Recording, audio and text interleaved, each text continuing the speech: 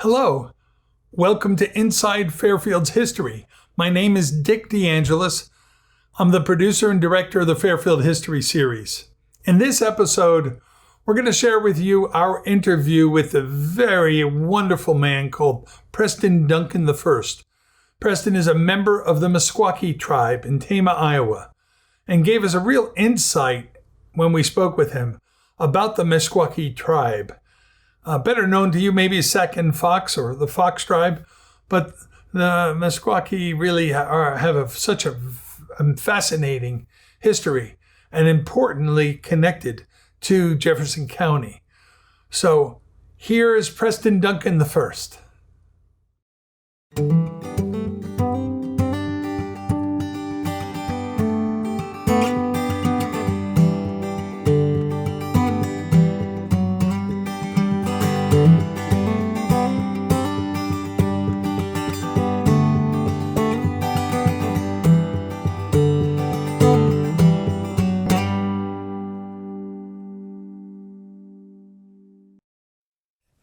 Non-Indian speaking people, they say Meskwaki, but that has no meaning with us. But in our language we say Meskwaki, then it's got a meaning. It means Red Earth people. At one time there were thousands of us, 800, we estimate about 800,000 Meskwakis. At one time we were scattered all over Iowa, Illinois, Indiana and Wisconsin. We were all over the place in little bunches. Because if you had 800,000 in one spot, you'd eat up that country. You'd starve to death. My grandparents told me that we were created in the northern part of Quebec, one of those islands, and the soil was red. So when we were created with that red clay. So we were red when we first were created. But as we intermarried with other tribes, we turned to their color. We turned to a tan color or brownish color like. But at one time we were all red. And during these centuries that we were created, after we were created, we realized we had to leave Quebec and we had to go. So we went west. We crossed the Hudson Bay or went around it. It might have been in the wintertime, maybe. And we crossed the Hudson Bay and we headed west. And we got way out there on the west. We must have been getting close to the Pacific area. And we got out there, and the nation seen something that scared them. So they decided to split in all directions, and that we would all meet back at Hudson Bay on the west side. That's what my grandparents were telling me.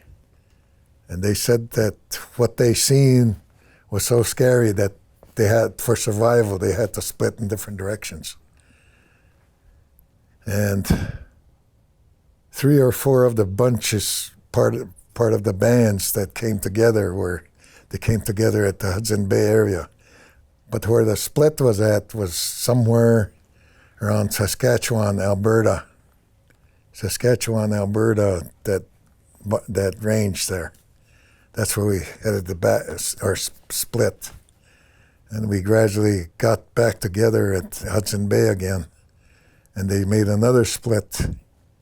And some went south, southeast, south, and southeast. And then they went, this group here, they went back where they came from in northern Quebec. And they started going back down on the coast. In the meantime, they were keeping track of each other where they were at. And eventually, we realized that we were one large tribe with the Cree, the Canadian Cree, some of the Chippewas, And you got all kinds of different tribes. They all speak the same language. They have the same story, the same legends, the same everything, from way, way back there when we split. So that's how we find out that all those Crees were Meskwakis all this time. And then you had the Cheyenne. They're down in Montana and Idaho, I believe it is, in that area. And those people were part of us too at one time. But you got a lot of different tribes that's got different names now. But at one time, we were all Meskwakis at one time. So those people, they say, we got lost. We got lost, and we're still lost people yet. And we say they're the lost people. But that's always carried on between us. So you got some of the Chippewas that were from us too, and so we all got the same legends, the same stories, those old stories from a long time ago. They go way back thousands of years. Anyway, we came down the East Coast, and then you had the ones that came southeast and south. Eventually, they settled the areas around Wisconsin, Minnesota, all the way down to Mississippi. And that's who was controlling the Mississippi at the time. And this bunch here was still on the East Coast. It could be Virginia. It could have been on down to North Carolina. But we were down in that area. There's a lot of named places that I find that come from our language. That's why I know that we were there. Because you got one word like Masabek, that means coal. And a lot of coal washes out of that one river down there in, I think it's Virginia or North Carolina, somewhere, one of those. But there's an island on there that's got wild horses. They're small horses, they're not very big. But they're regular horses. But they're wild. And they've been on that island for I don't know how many years, but since the Pilgrims came. The first ones that came, they were starving. They were dying from disease, and they were having a hard time trying to exist. So we helped them. This is in our legends that we helped them. And after 4 years, there were so many of them that came, and they began stealing our people. So to avoid violence with them, we left the area, and we wanted to make contact with the rest of the Meskwakis. But there was a fight going on at the time. That was with the French. And we headed back this way, and we found out that we were in for it, for a war. And we knew it was going to be a bloody one. And we couldn't go back because either, no matter which way we go, we're going to wind up in a war, So they headed on and tried to find all the Meskwakis in the area. When the Europeans came to this country, their system was completely different than ours. It wasn't no game. It was a warfare. It was bloody. Where ours wasn't bloody. It was more of a game, like. And if somebody got hurt, that was the end of the game. Whoever got hurt are the losers. So that's what we were. A lot of times, what we were contesting about was the losers had to go. We had to be the winners, So that's the way it was. And so when the Europeans came, that was a different ball game then, and it was bloody, and it wasn't like a game anymore. But we still had that same idea that there are contestants, we never developed a word for enemy. And so it was that way when it came to warfare. And so today we still, well, my grandparents always told me, they said, don't cut those people down. They said, always take pity on them. They said, a lot of those people are our relatives, they said, because they stole them from us a long time ago, they told me. That's a Pilgrims time. They used to steal our people and take them. So we always thought we had relatives over there in England, Germany, or wherever they came from, or Denmark. It could be any of those countries. Or they could even be Italy or Portugal, Could have been Portuguese that stole them. We don't know. But we always say that we have relatives over there. Because of that, they were stealing our people. And to avoid war, because we didn't want to cause any spite on them from these people, so we just left. And then we came back, and then we ran into the French wars here. So in the French history, it says that they wiped us out at this time. And then the next year, here we are again. There's another couple thousand of us. And they got wiped out there. And then a couple more years go by, and then there's another couple thousand. They keep coming back, The Meskwakis keep coming back. And they began to wonder if we were coming back alive, So these French were asking for help from the king, King Louis. I don't know which one it was. But they kept asking for help from him, so he declared war on the Meskwakis. So we were the only tribe that a foreign nation declared war on us in particular, and they wanted us wiped out completely. Our villages destroyed, our animals, our stock animals destroyed. He wanted everything burnt to a crisp. And then I think a few months later, 8 months later, somewhere on there, he got his head cut off.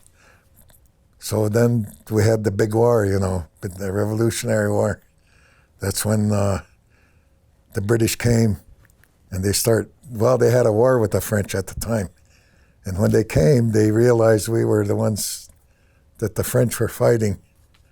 So we helped the British because they were fighting against them, So at the end of the wars, around 1740, between 1740 and 1745, that's when we whipped the French, and the British made them surrender to us.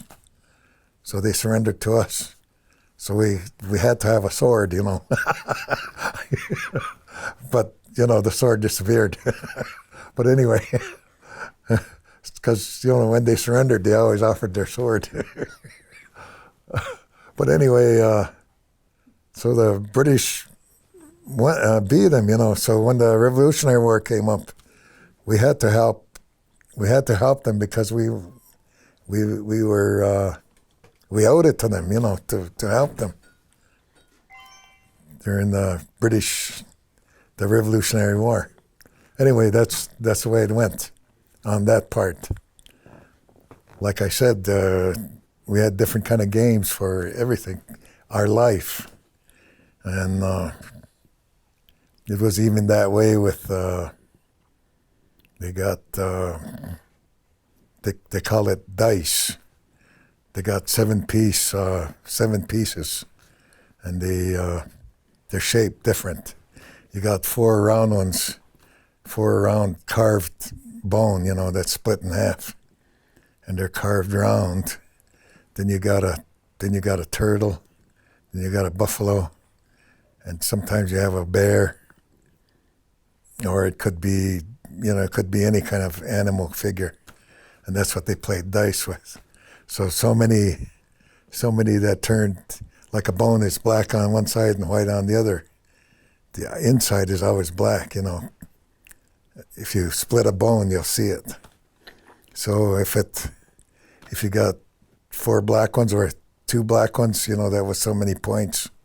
And then if one of those figurines landed where they're standing, then that's a whole bunch of points, because those dice it's hard to get them to drop standing. But there's a lot of games that we've lost because they didn't write it down. And so it's just like, they used to have, like the men used to have, the Meskwakis, they used to have a way to, it was like boxing, but you box with your feet.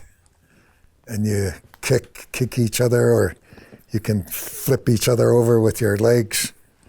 But that's the way the Meskwakis used to have games like that, where they call it foot wrestling or something like that.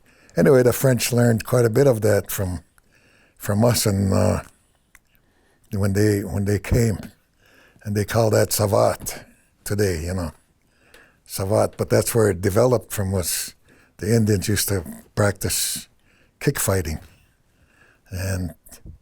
but it wasn't bloody. It was just, if it's just beating the other guy with your feet, And so that was that kind of a game at one time. But that eventually that faded out, and then we've lost it, and they don't even have it in their history, the legends today. But if you dig into the French history, then you'll find it in there, that the Indians used to practice that kick fighting. Because I was brought up by my grandparents and my aunts and uncles, and they taught me that we had a symbol. It's a straight line, and it's got branched off. They call that the 3 rivers. You got the Mississippi, the Illinois, and the Missouri. Or further up, you got, as the Mississippi goes up, there's a place called Maquoketa River, and there's one Apple River. But that Apple River used to be called the Little Fever, or the Fever River. That branches off. That could be that place, because there's a place on up a ways from there towards Wisconsin.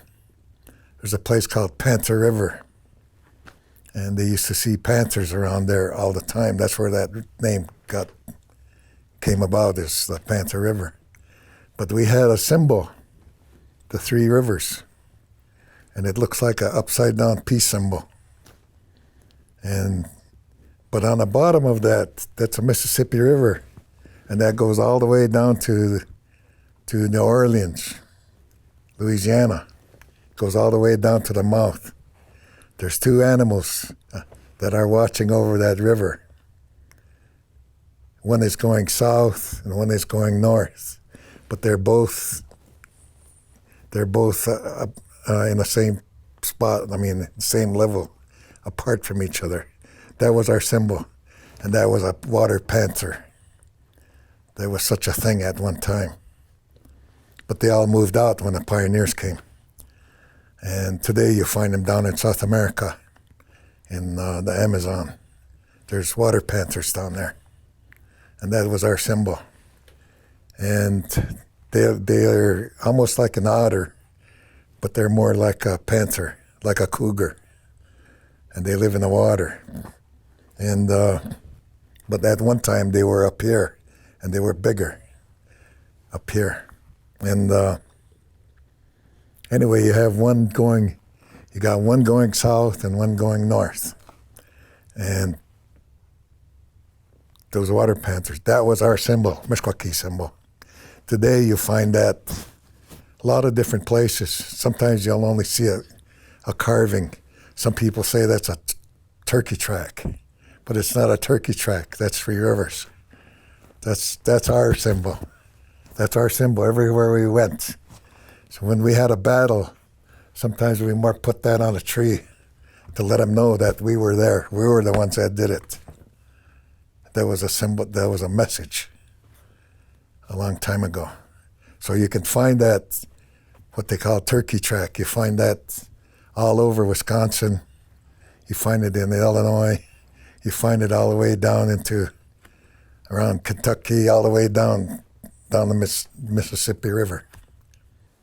There's a lot of things that I was taught in the old way, like in our culture, the way it was a long time ago. That when we went on a hunt, we held all things as human beings. Even the earth is a human being. The earth is my grandmother. She's not my mother, she's my grandmother. And because she was the first made, the Creator made her first. So it can't be my mother. It has to be my grandma. And all the spirits that are stronger than me are my grandpas. When we say grandpa, we're talking about the people. We're not just talking about the grandfather, We're talking about all the people. So when we say grandfather, I come to you, I'm talking to you. We're talking to all the people, talking to the thunder people, the men, women, and children, thunders. Those are the spirits that we believe in. We believe everything has more power than us. We're human beings. If the earth dies, we die with her. If the water dies, everything dies with the water. If the spirits of nature die, everything goes. There's nothing going to survive. I don't care how many millions of dollars you have, you're not going to be able to avoid it. You're going to go. We're going to go with everybody. But that's the way we believe. And so the earth, I'm related to her. This physical is not mine, even though I say it's mine to other people. But it's not my physical. It belongs to her. When I go, my spirit leaves, but this physical goes back to her. It belongs to her, this physical. So the same way, the life, we depend on all these things. We depend on the earth for food. We depend on the water for food and water. We depend on the air that we breathe. This is the first. When the Creator made this earth, He blew His breath in there and gave it life. And it was a woman. It was a grandmother. So His breath is still lingering around the earth yet. It's constantly in a cycle, redevelops itself. This is the breath He blew on the earth the first day that she came alive. That's the breath that we're breathing right now. If that breath goes, everything goes. Nothing survives. So we have to take care of that sacred air out there. We have to take care of it the best way we know how. And we got to show respect to that air. Because that air is in the thunders. It's in everything. It's in the water. It's in the earth. The sacred air. Sacred water is the same way. It's in everything. It's in the air. It's in all the clouds. It's no matter where there's water there. So these are all sacred to us, and we're part of it. We're related to it. And these are my grandfathers, my grandmothers. When I was born in the old way. I was born in the Wickiup out in the timbers. And my grandmother nursemaided my mother. And they put a Wickiup just for my birthday. And when I was ready to be given birth, When I was ready to be born, they took my mother out there. She went out there, and my grandmother scraped the earth away on top, a rectangle. So when I was born, I was taken from my mother and separated from her. And then my grandmother put me in that rectangle and talked to me and talked to the earth so that the grandmother cradled me first. That's the way it was. It was done in a sacred way when I was born. That was the old way they used to do. So I might be the last one that. Oh no, I couldn't be the last one. When my son was born, I went out there because he was born in the hospital. I went out there and took a box of fresh earth, and I took it with me to the hospital, and I laid it out in there, and they gave me my boy, and I put him on that earth. I talked to the grandma and my son at that time, so he's the last one. So that was the old way, you know. They're not born like that anymore. They're born in the hospital today. Ashoya pitch get semen on a pitch with tani on the pitch kitchen melke jage dashinich kotake shikya juye hak meshwe hak jage me konahi maka esa panak nakajegman jag mucho me kaeni hak mucho me go kisajik kisaneni hak jage dashiaj we dekok nakajegma we nakyak ikichinene me chimeko jage dashiaj nakajegman nakajegman kisajiki oye hak yahimak Wishkenohak, Jagad, Dashiaj, we kitchenene me Jimego, when I'm Mekwene Mich Kabudabe. Kabud, and then Mekwene Mich Queenwa. Nine Mama Dumugin. Esh Mama Dumukig. Shishki by not the Darcy Couch Gego. Ikichinene me Jimego. Bijiko Jasemi Hiagmigi, Queenwa, Yashikijik. Esha Shik Shage Gimoni. We them Kichinene Mich Netai Adapeneque. Ahimagita Ge Inik Mishwahakun. Kunahimak. Chagedashiach me jibehak. We have me Kanone Chigimani. We had to much which Dapena Chitadak. We the Mequenemechi Kanone Chimeko. Nakachig by Bemweg, he notch Kanone, he had to much which Dapeneg. We shake cinema wedge. We mequene meg. Mequinaya meg.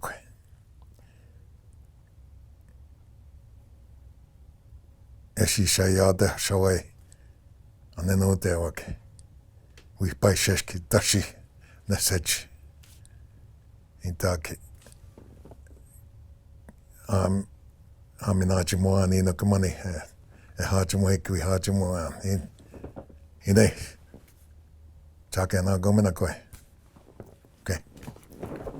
What I said was,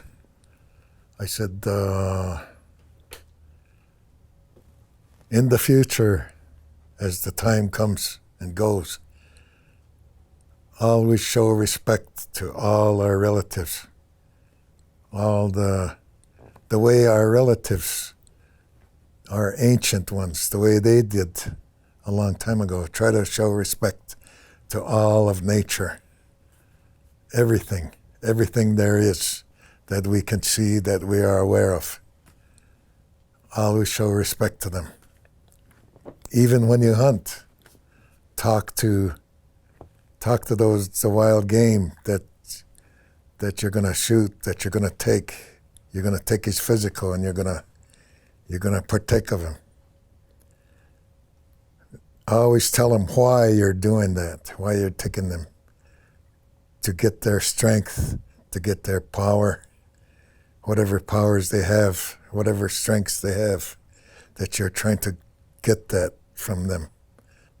But to always remember them and show respect to them. Talk to them. Tell them why you took them. The way our ancients did a long time ago. That's what I said. Yeah.